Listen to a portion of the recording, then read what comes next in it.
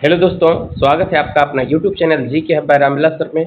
आज आप लोगों के बीच ये हड़प्पा सभ्यता का ये दूसरा लेक्चर है, जो कि ये एमसीक्यू के माध्यम से ये हड़प्पा सभ्यता पूर्णतः समाप्त हो जाएगी। आप लगातार बने रहेंगे इस तरह से। नेक्स्ट लेक्चर में हम लोग वैदिक सभ्यता के बारे में एमसीक्यू के माध्यम से पढ़ने का प्रयास करेंगे, जो विभिन्न प्रकार के कॉम्पिटिटिव एग्जाम के लिए अति आवश्यक है और यूजफुल है। ठीक है, आइए देखने का प्रयास करते हैं। पहला प्रश्न है दोस्तों, पहला क्वेश्चन थोड़ा सा अब मुझे टाइप नीचे करना पड़ेगा, है ना। ऐसा करता हूँ मैं, गायब हो जाता हूँ। देखिए, कहता निम्नलिखित पशुओं में से किस एक का सभ्यता में पाई मोहरों और टेराकोटा कलाकृतियों में निरूपण अंकन नहीं हुआ है ना। जिसमें ऑप्शन है दोस्तों शेर, हाथी, भेड़, बाघ। इसका जो आंसर होगा दोस्तों शेर होगा, जो कि मोहरों और टेराकोटा कलाकृतियों में शेर का प्रयोग नहीं हुआ, बल्कि हाथी, भेड़, बाघ ये सब का प्रयोग किया गया है। नेक्स्ट क्वेश्चन की ओर अगर हम बात करें दोस्तों, तो नेक्स्ट क्वेश्चन है हड़प्पावासी किस धातु से परिचित नहीं थे, है ना। सोना चांदी से परिचित थे, तांबा कांसा से परिचित थे, टीन एवं सीसा से परिचित थे, लोहा से परिचित नहीं थे, है ना। ये कांसा से इस युग के लोग परिचित थे, इसीलिए तो हड़प्पा सभ्यता को कांस्य युगीन सभ्यता के नाम से भी जाना जाता है। जबकि लोहा से जो परिचित सभ्यता वाले लोग थे दोस्तों, वो थे वैदिक काल के लोग, है ना। इसलिए वैदिक काल को क्या कहा जाता है दोस्तों, तो वैदिक काल को लौह युगीन सभ्यता कहा जाता है। ये प्रश्न बार बार पूछा जाता रहा है, ठीक है। तो ये ध्यान रखेंगे दोस्तों कि हड़प्पावासी को सोना चांदी के बारे में जानकारी था, तांबा कांसा के बारे में जानकारी था, टीन सीसा के बारे में भी जानकारी था, लेकिन लोहा के बारे में जानकारी नहीं था। अगले क्वेश्चन देखते हैं दोस्तों, निम्नलिखित में से किस स्थान से युग्म, युग्म का मतलब होता है जोड़े में, ठीक है, शवाधान या दोहरे दफन का प्रमाण मिला है। ये जो प्रमाण मिला है दोस्तों लोथल से मिला है। कहाँ से मिला है दोस्तों, लोथल से मिला है, ठीक है, इसे आप ध्यान रखेंगे। अगला है दोस्तों, कपास का उत्पादन सर्वप्रथम सिंधु क्षेत्र में हुआ, जिसे यूनानी या यूनान के लोग किस नाम से पुकारते थे, ठीक है। कपास का उत्पादन दोस्तों सिंधु वाले क्षेत्र में हुआ था। इसे यूनानियों ने इसे सिंडन के नाम से पुकारा था। क्या नाम से पुकारा था दोस्तों, सिंडन के नाम से पुकारा था ये कपास को। इसलिए आप ध्यान रखेंगे, ये प्रश्न पूछा जा सकता है कि सिंधु सभ्यता में जो कपास उगाया जाता था उसे यूनानियों के द्वारा क्या कहा जाता था, तो सिंडन कहा जाता था, ठीक है। अगला है दोस्तों कि हड़प्पा के काल का तांबे का रथ किस स्थान से प्राप्त हुआ है। तांबा का रथ प्राप्त हुआ है दोस्तों दैमाबाद से। अगर आप लोगों ने पिछला लेक्चर हमारा देखे होंगे तो आपको पता चल रहा होगा कि दैमाबाद ये सिंधु सभ्यता के ये दक्षिणी हिस्से में है, जो महाराष्ट्र में स्थित है, परबरा नदी पर स्थित है, ठीक है।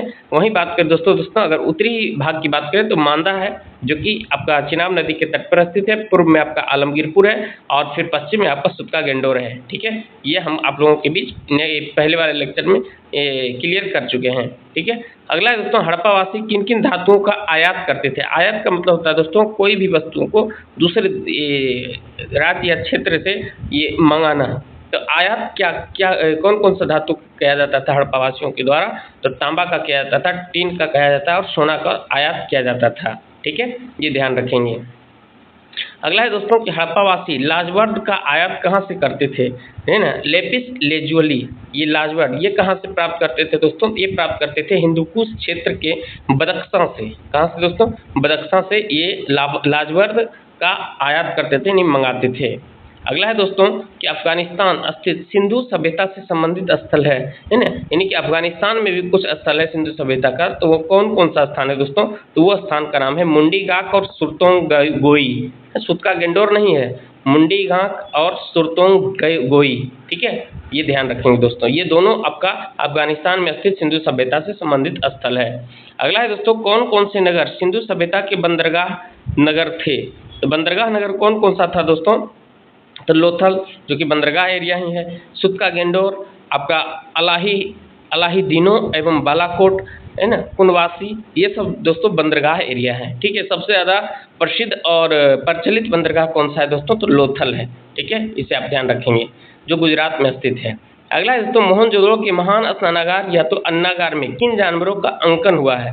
अभी आपने देखा था कि धातु में कौन कौन से धातु के बारे में जानकारी था, तो सोना था, चांदी था, तांबा था, सीसा था, ये सब के बारे में जानकारी था। अब कहता है कि जो मोहनजोदड़ो में महान या विशाल स्नानागार या अन्नागार है, इनमें किन किन जानवरों का उसमें चित्रण किया गया है, यानी अंकन था। तो उसमें था दोस्तों बाघ था, हाथी था, गेंडा, भैंसा एवं हिरण, ये सभी का दोस्तों अंकन किया गया है ना, उकेरा गया था उसमें। अगला है दोस्तों, किस हड़प्पाकालीन स्थल से जुताई वाली भूमि का प्रथम प्रमाण मिला है? तो जुते हुए खेत का प्रमाण कहाँ से मिला हुआ है दोस्तों? कालीबंगा से। ठीक है, कालीबंगा के बारे में आपको बता चुके हैं। कालीबंगा कहाँ स्थित है? आप लोग कमेंट बॉक्स में जरूर बताएं, कालीबंगा जो हड़प्पा स्थली है ये कहाँ स्थित है। अगला दोस्तों कि किस हड़प्पाकालीन स्थल से पुजारी की प्रस्तर मूर्ति प्राप्त हुई है ना? यानी पुजारी का मूर्ति कहाँ से प्राप्त हुआ है दोस्तों? तो ये हड़प्पा से हुआ है, जो रावी नदी के तट पर स्थित है दोस्तों, हड़प्पा। ठीक है, अगला है दोस्तों कि किस सिंधुकालीन स्थल से एक ईंट पर बिल्ली का पीछा करते हुए कुत्ते के पंजों के निशान मिला है ना? कुत्ते के पंजों का निशान मिला है, जो कि बिल्ली को खाने के लिए ये दौड़ रहा था। ये कहाँ से मिला है दोस्तों? चनहुद्रो से। वही है चनहुद्रो दोस्तों, जहाँ से महिलाओं के सौंदर्यीकरण वस्तु सब प्राप्त किया गया है। ठीक है, यही चनहुद्रो को दोस्तों सिंधु सभ्यता का आर्थिक राजधानी के रूप में भी कहा जाता है, इसे आप ध्यान रखेंगे। अगला दोस्तों, किस हड़प्पाकालीन स्थल से तांबा ढाल पर बैठी मछली दबाए बिल्ली एवं पेड़ के नीचे चरते लोमड़ी का चित्रांकन खिलौना मिला है ना? जो पंचतंत्र की कहानी की याद दिलाती है। ये कहाँ से मिला दोस्तों? लोथल से मिला है, जो कि लोथल गुजरात में स्थित है। ठीक है, ये पंचतंत्र के लेखक कौन है दोस्तों? तो विष्णु शर्मा है, इसे आप ध्यान रखेंगे। अगला है दोस्तों कि स्वातंत्र्योत्तर, यानी स्वतंत्रोत्तर का मतलब हुआ दोस्तों कि स्वतंत्रता के बाद भारत में सबसे अधिक संख्या में हड़प्पाकालीन स्थलों की खोज किस राज्य में हुई है? तो ये हुई है दोस्तों गुजरात में, है ना? यानी स्वतंत्रता के बाद सबसे ज़्यादा हड़प्पाकालीन स्थलों की खोज कहाँ हुई है दोस्तों? गुजरात में हुई है, इसे आप ध्यान रखेंगे। अगला क्वेश्चन देखते हैं दोस्तों। अगला क्वेश्चन, निम्नलिखित में से कौन सी फसल हड़प्पावासी लोगों का मुख्य फसल नहीं था? मुख्य फसल कौन कौन नहीं था दोस्तों? कि आपका चावल मुख्य फसल नहीं था। ठीक है, बाकी गेहूँ, दाल, आपका जौ, गेहूँ 2 बार आ गया, जौ हो गए, है ना? ये सब आपका ये मुख्य फसल था, लेकिन चावल उस समय का मुख्य फसल नहीं था। अगला है दोस्तों, हड़प्पा तथा मोहनजोदड़ो अब विलुप्त हो गए हैं, ये कथन है और कारण लिखता है दोस्तों कि ये उत्खनन के दौरान प्रकट हुए थे, है ना? अब क्या है आंसर? कहता है इसमें से कौन सही है ना? तो कहता है ए और आर दोनों सही है, यानी कि हाँ, हड़प्पा और मोहनजोदड़ो अब विलुप्त हो चुका है और ये उत्खनन के दौरान ही प्रकट हुए थे। और उत्खनन क्या हो रहा था दोस्तों कि आपका रेलवे की खुदाई चल रही थी, है ना? रेलवे की पटरी बिछाने के लिए खुदाई का काम चल रहा था। उसी दौरान ये क्या हुआ था दोस्तों? ये हड़प्पा सभ्यता की खोज हुई थी। तो ये दोनों कथन सही है और आर ए का सही स्पष्टीकरण भी है। अगला है दोस्तों, सिंधु घाटी सभ्यता के संदर्भ में निम्नलिखित कथनों पर विचार कीजिए। तथा यह मुख्यतः लौकिक सभ्यता थी तथा उसमें धार्मिक तत्व अनुपस्थित था। अब समझते हैं दोस्तों कि लौकिक सभ्यता कहने का मतलब क्या होता है ना?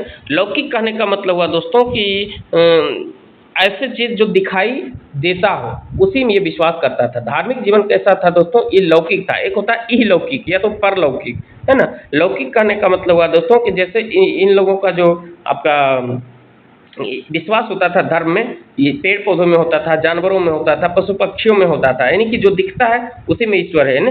यानी कि ये सब का धार्मिक जीवन लौकिक था। ये बिल्कुल राइट है। कहता है इसमें धार्मिक तत्व अनुपस्थित था। धार्मिक तत्व अनुपस्थित कहने का मतलब है दोस्तों ये किसी भी प्रकार की इसमें आपका मंदिर मस्जिद ये सब नहीं था। मस्जिद का तो कोई जिक्र ही नहीं है। ठीक है, क्योंकि इस्लाम धर्म का उदय बहुत ही बाद में हुआ था, आधुनिक समय में हुआ था। अगला कहता है उस काल में, माफ करेंगे दोस्तों, कहता है उस काल में भारत में कपास से वस्त्र बनाए जाते थे। बिल्कुल सही है। ये दोनों का दोनों कथन दोस्तों 100% सही है। अगला है सूची 1 को सूची 2 से सुमिलित कीजिए तथा नीचे दिए गए कूट से सही उत्तर चुनिए। पहला है दोस्तों पुरातात्विक स्थल मांदा, दैमाबाद, कालीबंगा और राखीगढ़ी। कहता है कौन से राज्य में स्थित है? तो आपको पता होगा दोस्तों, अगर हम बनाने का प्रयास करें दोस्तों, ये देखिए इस ढंग से त्रिभुजाकार के रूप में आपको बताए थे दोस्तों। अगर त्रिभुजाकार के रूप में अगर देखना चाहें तो कुछ इस प्रकार से था दोस्तों, ये इस तरह से था। ठीक है, लगभग त्रिभुजाकार था, जिसमें आपको बताए थे दोस्तों कि सबसे उत्तरी बिंदु की बात करें दोस्तों, सबसे उत्तरी बिंदु कौन सा था? तो उत्तरी बिंदु था दोस्तों आपका उत्तरी बिंदु मांदा, है ना? मांदा। पूर्वी बिंदु यहाँ था दोस्तों, पूर्वी बिंदु। पूर्वी बिंदु का क्या नाम था दोस्तों? तो पूर्वी बिंदु का नाम है आपका आलमगीरपुर। कौन है दोस्तों? आलमगीरपुर। अगर हम पश्चिमी बिंदु की बात करें दोस्तों, पश्चिमी बिंदु का नाम है आपको सुतका गेंडोर, सुतका गेंडोर। और दक्षिणी बिंदु की बात करें दोस्तों, तो दक्षिणी बिंदु का नाम है आपका क्या चीज? दैमाबाद। क्या नाम है दोस्तों? दैमाबाद। अब मांदा कहाँ है दोस्तों? तो मांदा आपका जम्मू कश्मीर में है। मांदा कहाँ है? ये मांदा है जम्मू कश्मीर में। हाँ, अब देखिए मांदा आपका जम्मू कश्मीर में दोस्तों। उसके बाद में आपको बताया थे कि आलमगीरपुर, आलमगीरपुर कहाँ है, तो आलमगीरपुर आपको यूपी में स्थित है, ठीक है। फिर देखेंगे दैमाबाद, दैमाबाद कहाँ है दोस्तों, तो दैमाबाद आपका महाराष्ट्र में स्थित है, महाराष्ट्र में। फिर इधर देखेंगे सुतका गेंडोर, सुतका गेंडोर आपका सिंध वाले क्षेत्र में है, बलूचिस्तान में नहीं पाकिस्तान में स्थित है, ठीक है। आइए अब इसको देखने का प्रयास करते हैं कहाँ कहाँ है, ठीक है। ये देखिए राजस्थान, राजस्थान में क्या है दोस्तों, राजस्थान, ये क्या आ गया, कौन सा क्वेश्चन आ गया, अच्छा ये अलग अलग जगह है, मैं आपको चौधरी बता दिया, कोई बात नहीं, मैं यहाँ पर क्लिक कर देता हूँ। मांदा कहाँ हो जाएगा दोस्तों, जम्मू कश्मीर में। दैमाबाद आपका महाराष्ट्र में, महाराष्ट्र में। फिर देखेंगे कालीबंगा कहाँ है दोस्तों, तो राजस्थान में। राखीगढ़ी कहाँ है, तो हरियाणा में, आप मिला लीजिए, है ना। राजस्थान में क्या था दोस्तों, राजस्थान में आपका कालीबंगा, हरियाणा में आपका राखीगढ़ी, जम्मू कश्मीर में मांदा, महाराष्ट्र में आपको दैमाबाद, आप चूज कर लीजिएगा, ठीक है। अगला है दोस्तों कि हड़प्पाकालीन स्थलों में अभी तक किस धातु की प्राप्ति नहीं हुई है ना, किस धातु की प्राप्ति नहीं हुई है। तो आपको बार बार बताते आ रहे हैं कि किस धातु का प्राप्ति नहीं हुआ, तो तांबा का प्राप्ति हुआ है, चांदी का प्राप्ति हुआ है, कांसा का प्राप्ति हुआ है, किसका प्राप्ति नहीं हुआ, तो लोहा का प्राप्ति नहीं हुआ है। इसीलिए तो हड़प्पाकालीन सभ्यता को आपका कांस्य युगीन सभ्यता कहा जाता है कि कांसा सबसे ज़्यादा आपका प्राप्ति हुई है, कांसे का, कांसे का सबसे ज़्यादा प्रयोग था, ठीक है, लोहा का नहीं था। लोहा का प्रयोग वैदिक काल में, अभी हम नेक्स्ट लेक्चर में पढ़ने का प्रयास करेंगे। अगला है दोस्तों, किस पशु के अवशेष सिंधु घाटी सभ्यता में प्राप्त हुए हैं, प्राप्त नहीं हुए हैं, तो गाय, ये घोड़ा प्राप्त हुआ है। गाय का अगर देखा जाए तो कुंभलवाड़े साढ़ से अब जोड़ना तो प्रयास करें दोस्तों, तो गाय भी देख सकते हैं, लेकिन गाय का मुख्य रूप से इसमें प्रयोग नहीं हुआ है, ठीक है, भैंस है। लेकिन इसका आंसर देखा जाए दोस्तों तो एग्जैक्ट आंसर आपका शेर हो जाएगा, ठीक है, शेर का प्राप्ति नहीं हुई है। चंद्रद्रोह के उत्खनन का निर्देशन किसने किया था, तो चंद्रद्रोह के उत्खनन का निर्देशन दोस्तों जे.एच. मैके ने किया था। किसने किया था दोस्तों, जे.एच. मैके ने किया था, ठीक है। इस प्रकार से आज हमने हड़प्पा सभ्यता का जो भी एमसीक्यू के माध्यम से प्रश्न बन सकते हैं दोस्तों, उसे मैं बनाकर आपको पूरी तरह से समझाने का प्रयास किया हूं, है ना। अगर वीडियो हमारा अच्छा लगे और समझ में आए तो एक लाइक जरूर करें और प्यारा प्यारा सा कमेंट अवश्य करें, ठीक है। मिलेंगे हम लोग नेक्स्ट लेक्चर में आपको वैदिक सभ्यता के साथ। जय हिंद, जय भारत।